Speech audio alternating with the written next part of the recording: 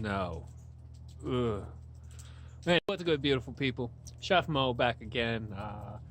And with all the snowy weather, and recently I've kind of been a little bit on the downside. I decided I'd kind of go back and do a little bit on the whole depression tip. So this is from the full episode from episode 3, which was released a couple months ago, and this is a little bit about depression in the industry.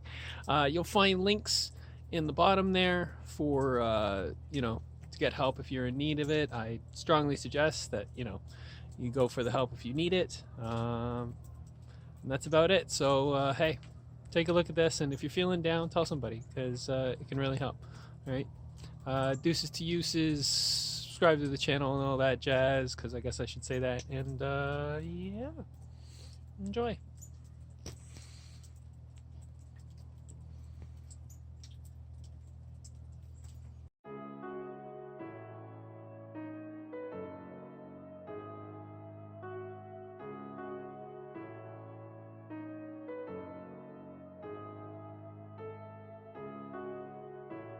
Do a quick Google search for chef depression, and it'll yield almost 17 million results.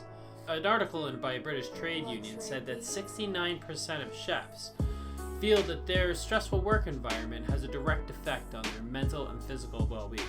Early days, late nights, long hours, it all comes into play.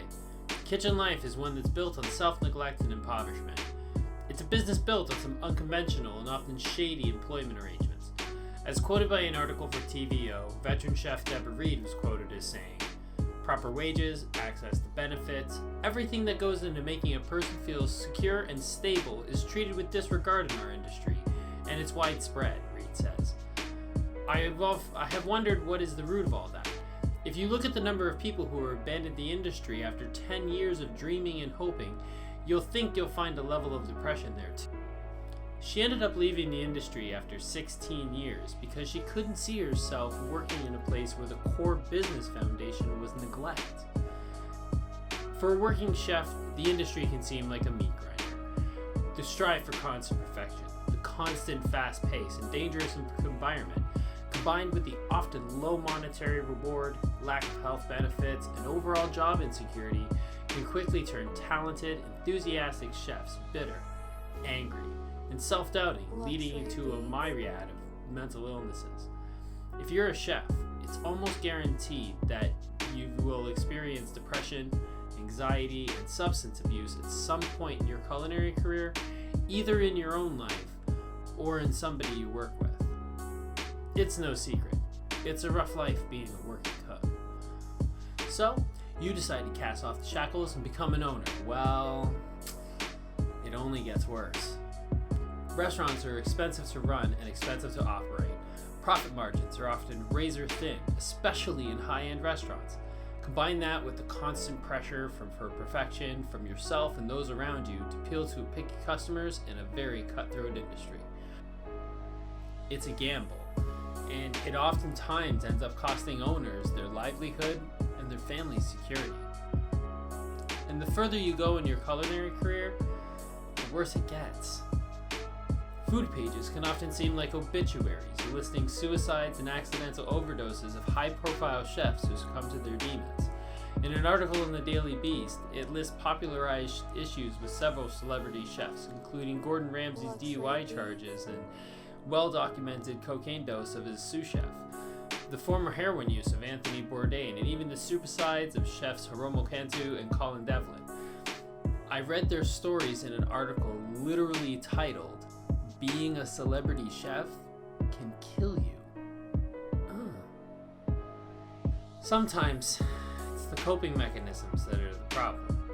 After a long day in front of a hot stove and a hectic kitchen, a cold beer or a cocktail can often seem like the perfect solution. But that can be a slippery slope. It can be hard to resist the temptation of that free after-shift drink, which turns into 2 or 3, and then the next thing you know, you got a party on your hands on a Tuesday night. And then it turns into the same thing, night after night, week after week. It can quickly escalate in substance abuse. And unfortunately, it's up to the individual to seek help for this. But there is help. Rehabilitation centers exist in some places and is covered under some health insurances. I know where I live in Ontario, there are many specialized institutions that can help you if you have substance abuse, providing detoxification and rehabilitation free of charge. But it's up to the individual to seek and make that change and seek out the help for themselves. Personally, I've dealt with a lot of these problems. Possibly the biggest thing that we can do is start talking about it. We all have these issues, and if we support each other, we can lift the whole team up. And in kitchens, that's probably the most important thing that you learn, is the value of teamwork. Thanks for watching. You made it to the end of the video. You want some more videos? Click one of these. Or to get any new information, just visit chefmotoronto.com.